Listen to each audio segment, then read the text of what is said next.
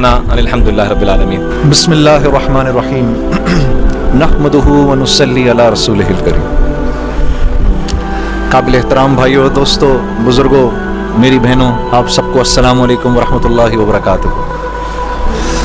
और मुझे बेहद खुशी है आपके शहर आने की, और मैं सबसे पहले अपने प्यारे भाई, अपने दोस्त मौलाना इमरान बशीर साहब का दिल की गहराइयों से शुक्रिया अदा करता हूँ कि जिन्होंने मुझे मौका दिया मैं आप तक आऊँ। फिर आप तमाम बहनों और भाइयों का कि आप लोग आ गए, और आप लोगों के आने से मुझे कितनी खुशी हुई है और कितनी तसल्ली हुई है कि मैं आपको बयान नहीं कर सकता। अल्लाह से बस दुआ है कि अल्लाह पाक ही आपको इसका अजर अता फरमाए और अपनी शान के मुताबिक अता फरमाए। आप मौलवी इमरान साहब से दीनी और इस्लाही बयानात सुनते ही रहते हैं।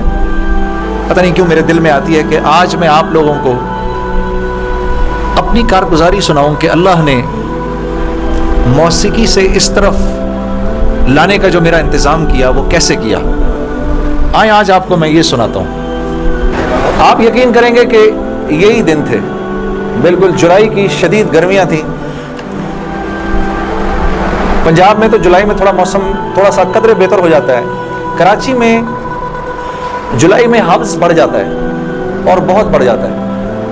तो यही जुलाई के दिन थे, मैं गाड़ी में बैठा हुआ, शीशा उसका चढ़ा हुआ था और मैं जा रहा था, तो मैंने अपने बाएं तरफ से एक जमात को गुजरते हुए देखा। मुझे कुछ इस तरह पता था कि ये कुछ ऐसी कुछ एक जमात है जो लोगों को मस्जिद की तरफ ले जाती है और वो तंग वंग करती है, लोगों को घरों से निकाल लेती है, तो लोग इस जमात से भागते फिरते हैं। कुछ ऐसा सुना था मैंने, कोई एक ऐसी जमात है। तो मेरे दिल में ये ख्याल आया कि देखो, तुम तो आराम से घर में बैठे हुए हो, गाड़ी में बैठे हुए हो, और ये देखो ये बेचारे लोगों को नमाज की तरफ, अल्लाह की तरफ बुला रहे हैं, और उनके कपड़े बिल्कुल भीगे हुए थे पसीने से, और तुम इनके बारे में गलत सोच रहे हो। ऐसा ना हो कि आगे जाके तुम्हारी गाड़ी वजह गई। तो अपनी गाड़ी को बचाने के चक्कर में मैंने वहां से यू टर्न मारा, और यू टर्न मार के मैं वापस लाया, और वापस ला के मैंने गाड़ी को ये जमात के कुछ जो साथी थे उनके आगे रोक लिया। रोक के मैं गाड़ी से उतर के मैं जो जमात का जो सबसे आगे जो थे बुजुर्ग थे, मैं उनके पास गया और मैंने जाके उनसे ऐसे हाथ किया, हाथ मिलाकर मैंने कहा जी आप बड़ा अच्छा काम करें, मेरे लिए भी दुआ करें। ऐसे कह दिया मैंने। तो उन्होंने मेरा हाथ पकड़ लिया और मुझे कहने लगे मैं आपके लिए जरूर दुआ करूंगा। अब मुझे क्या पता कि गश्त पर निकला हुआ हो कोई, और वो गश्त पर निकला हुआ आदमी दुआ करे, ये कैसे हो सकता है? अल्लाह कबूल ना करे।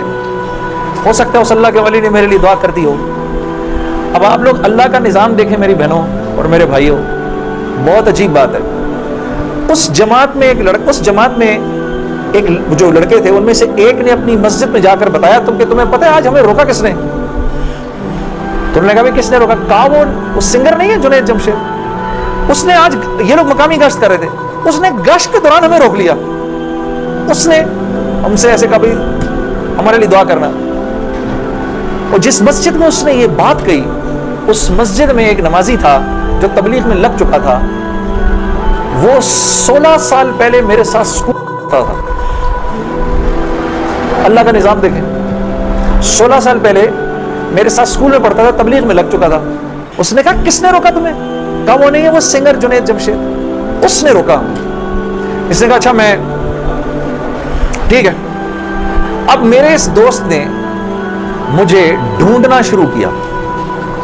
हाँ बच्चों आप लोग आगे आ जाओ, इधर कालीन पर आ जाओ, इधर आ जाओ, इधर आ जाओ, आओ मेरे भाई आगे आ जाओ, इधर कालीन पर बैठ जाओ। मेरे लिए तो ये काफी है, ये कालीन तुम्हारा ही है, बैठ जाओ इधर आके बैठ जाओ। लेकिन बात नहीं करनी और ये नहीं करना। आपने अंकल की बात सुननी है, ठीक है, ये नहीं करना, ये नहीं करो थोड़ी देर के लिए, क्योंकि अगर ये करते रहोगे फिर बेटा समझ ही नहीं आएगी हमने क्या बात की। ठीक है, 2 मिनट के लिए शैतानी हथकंडे से जान छुड़ा लो। हाँ अच्छा, तो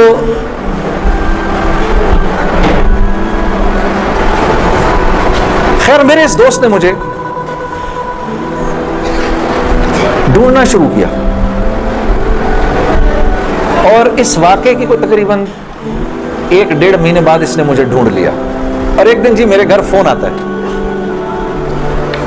जुनैद اب میں نے جب اس کا مجھے پہچانا، اس نے بولا جنید مجھے پہچانا.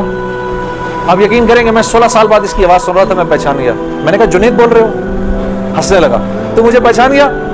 میں نے کہا میں بالکل پہچان گیا. تو اتنا تو شرارتی لڑکا تھا تو کلاس کے اندر. اور میں نے کہا کیونکہ ہم دونوں کے نام ایک تو تیرے چکر میں بھی بدنام رہتا تھا. ہنسنے لگا. یار کمال ہے، تو نے مجھے پہچان لیا. میں نے کہا ہاں میں نے پہچان لیا، میں نے تیرے سے ملنا ہے. میں نے کہا کیوں؟ کہتا ہے بس ایسے ہی، وجہ کوئی نہیں ہے. میں نے کہا یار اچھا ہماری زندگی ایسی تھی، شوبز کی زندگی تھی ہماری، کہ ہمارا دل ملنے کو نہیں کرتا تھا کسی سے. یعنی ہم نے مینیجر رکھے ہوتے تھے جو ہمیں صرف لوگوں سے دور رکھتے تھے. ان کا کام تھا لوگوں سے بات کرنا، لوگوں سے ڈیل کرنا، ہم تک کوئی نہ پہنچے بس. یہاں تک کہ آپ حیران ہوں گے اگر میں آپ کو بتاؤں، یہ بڑی ایک افسوسناک بات ہے کہ ہمارے اپنے گھر والوں کا ہماری زندگی میں رول کم ہوتا تھا، ان مینیجرز کا رول زیادہ ہوتا تھا. آپ نے گھر کب جانا ہے، بچوں سے کب ملنا ہے، یہ تک ان مینیجروں کے ہاتھ میں ہوتا تھا. تو اب کوئی مجھے فون کرے کہ میں نے تم سے ملنا ہے، یہ تھوڑی کہ میں فوراً مل لوں گا اس سے. اب پتہ نہیں اللہ جانے اس نے کیوں ملنا ہے، میرا وقت ضائع کرے گا کیا ہے. تو میں نے جنید غنی سے کہا کہ یار بغیر وجہ کے کیا کیوں ملنا ہے تمہیں، بس ایسے ہی. میں نے کہا انشاءاللہ دیکھو پھر چلو اللہ نے کبھی موقع دیا تو ملیں گے. کڑک میں نے فون بند کر دیا. ہمیں تو عادت تھی فون بند کرنے کی. اگلے دن پھر فون آ گیا اس کا. میں نے بولا کیا کام ہے؟ کام کوئی نہیں، ملنا ہے. کیوں؟ یار کوئی وجہ نہیں، مل لیتے ہیں. میں نے کہا یار وقت نہیں ہے، فون پہ بات کر لو. نہیں فون پہ کام کوئی نہیں ہے. کڑک فون پر ایک دفعہ ہوا، 2 دفعہ. اب اس کا میں ہیلو سنتا تھا، فون بند کر دیتا. یہ سلسلہ 1-2 مہینے تک چلتا رہا. یہاں تک کہ جنید غنی کو میرے گھر کے نوکروں کے نام یاد ہو گئے، فون اٹھانے والوں کے نام یاد ہو گئے، سب کچھ یاد ہو گیا. اس کو سب پتا ہوتا تھا میں کب پاکستان میں ہوں، کب نہیں ہوں، کب کہاں ہوں، سب. ایک دن اس کا فون آیا تو جب میں نے فون رکھنے لگا، مجھ سے کہتا دیکھ میں تجھے اللہ کا واسطہ دیتا ہوں، میری 1 منٹ کی بات سن لے. میں نے بولا بولو. میں ابھی عمرہ کر کے آیا ہوں تو میں مدینے اور مکے کی کھجوریں اور زمزم اور یہ کچھ چیزیں لے کر آیا ہوں، یہ لے لے میرے سے، پھر اس کے بعد میں چلا جاؤں گا. کتنی دیر کے لیے آؤ گے تم؟ 5 منٹ کے لیے. میں نے کہا ہاں 5 منٹ. جنید غنی یاد رکھنا 5 منٹ. 5 منٹ. دوپہر کو مجھے یاد ہے 3:30 بجے ابھی تک پلاننگ ہوئی. جنید غنی صاحب آیا. میں نے جب جنید غنی کو دیکھا تو میرا تو دماغ ہی چکرا گیا.